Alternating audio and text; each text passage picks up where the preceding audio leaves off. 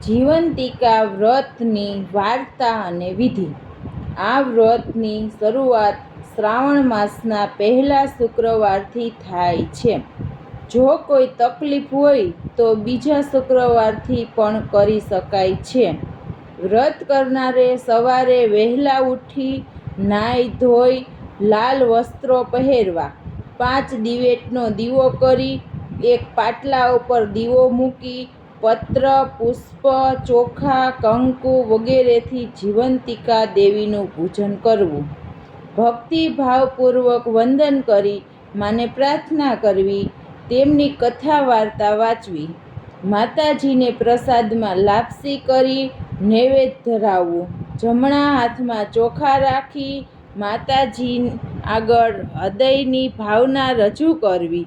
પછી એ ચોખાના દાણાને ચારે દિશામાં નાખી મનનો સંકલ્પ માતાજી આગળ રજૂ કરવો। માતાજીને ધરાવેલો પ્રસાદ વ્રત કરનારે આરોગવો। એક જ સમયે પ્રસાદ લેવો। એ દિવસે પીળા વસ્ત્રો પહેરવા નહીં। ઘણા વર્ષો પહેલાં મિહિર નામનો એ રાજા થઈ ગયો। આ રાજાની રાણીનું નામ સુલક્ષણા।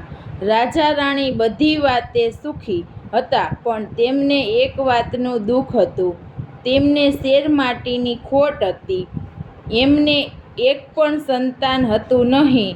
તેથી રાણીબા ચિંતામાં ને ચિંતામાં સુકાતા જતા હતા। એક દિવસની વાત છે, રાણી ઉદાસ મને પોતાના ઓરડામાં બેઠી હતી। તેવામાં ત્યાં એક દાસી આવી ચઢી। દાસી સુયાણીનું કામ કરતી હતી, એટલે ગામમાં કોઈને સુવાવડ આવે તો સૌ તેને બોલાવે।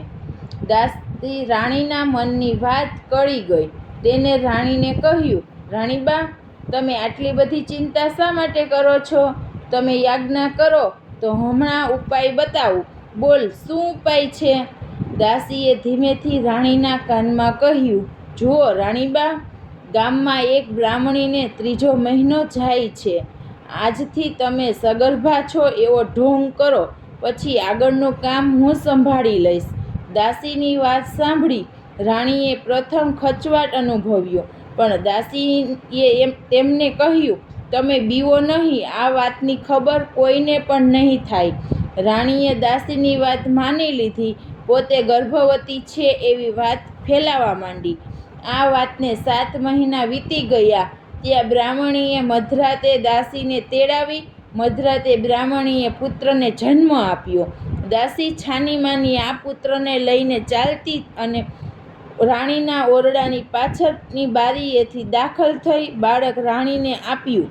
રાણી તો રાજી થઈ ગયા। સવાર થતાં આખા રાજભવનમાં આ વાત ફેલાઈ ગઈ।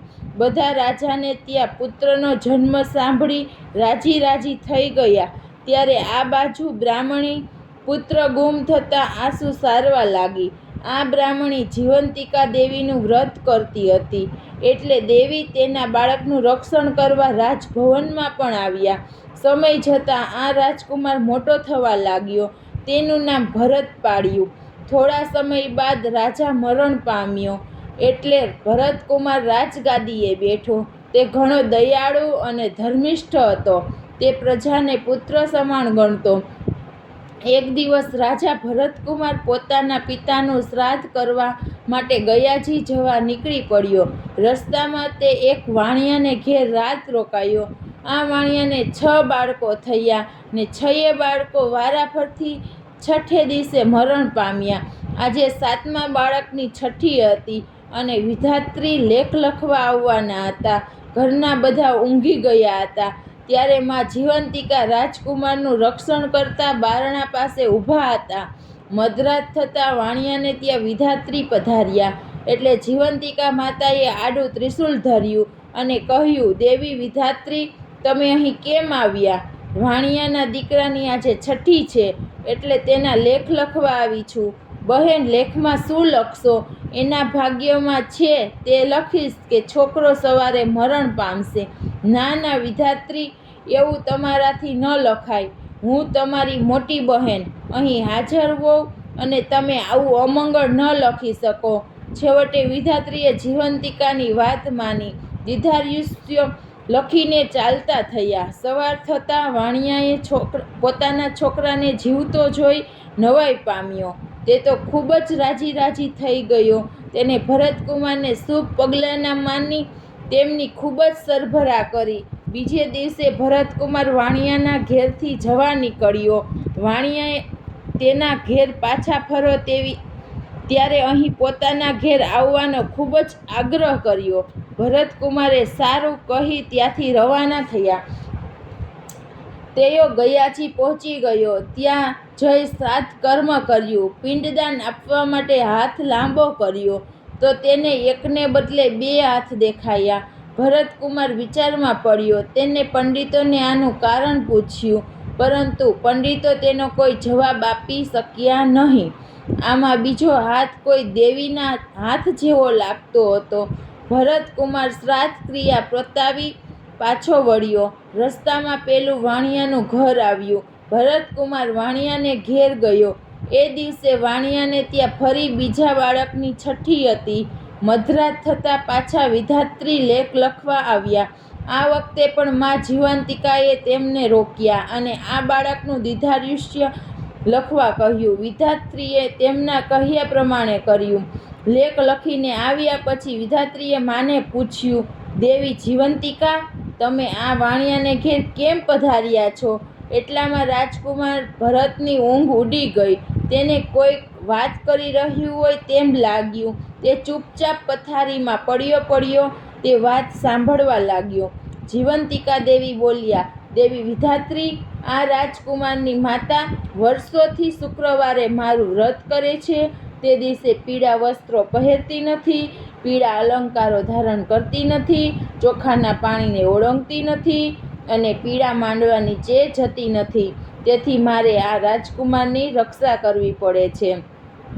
એ જ્યાં જાય ત્યાં મારે જવું પડે છે. તેના લીધે હું આજે વાણિયાને ઘેર છું. જ્યાં સુધી વાણિયાને ઘેર મારો વાસ હોય ત્યાં સુધી હું તેના બાળકનું અહીં સી રીતે થવા દઉં? ભલે, કહી વિધાત્રી જતા રહ્યા. સવાર થતાં વાણિયાએ જોયું તો તેનો બીજો દીકરો પણ જીવતો જણાયો. એને લાગ્યું કે નક્કી આ ભરતકુમાર કોઈ મહાન માણસ છે. બીજે દિવસે ભરતકુમારે રજા માગી ત્યારે વાણિયાએ એમને આનંદથી રજા આપી.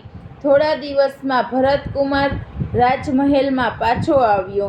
આવીને તેમને રાણીમાને પૂછ્યું, માં, તમે ક્યું વ્રત કરો છો? બેટા, હું તો એકેય વ્રત કરતી નથી.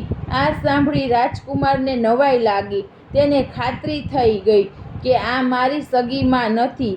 તેને પોતાની માને શોધી કાઢવાનું નક્કી કર્યું.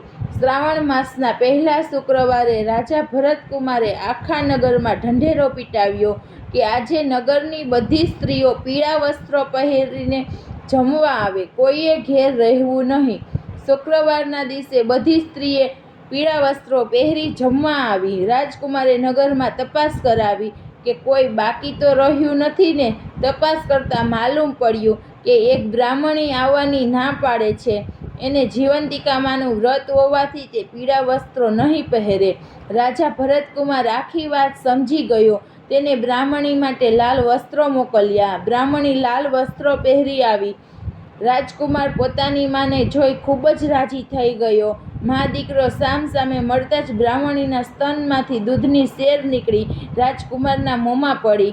આ જોઈ બધા જ અચરજ પામ્યા. રાજકુમારે રાણીમાને આ બાબતે પૂછતા રાણીએ રડતા સઘળી હકીકત જણાવી દીધી.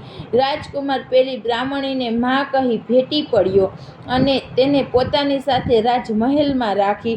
જીવંતિકા માના વ્રતના પ્રભાવથી બ્રાહ્મણીને પોતાનો ખોવાયેલ પુત્ર પાછો મળ્યો અને માતાજીએ એનું રક્ષણ કર્યું. હે માં જીવંતિકા, તમે જેવા બ્રાહ્મણના બાળકનું રક્ષણ કર્યું તેવા વ્રત કરનાર સૌના બાળકનું રક્ષણ કરજો અને એમને સુખ શાંતિ આપજો.